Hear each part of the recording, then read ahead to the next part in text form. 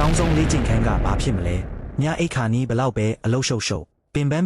ဒီလေ့ကျင့်ခန်းနှစ်ခုကိုကျွန်တော်နဲ့အတူတူလုပ်ကြည့်ပါ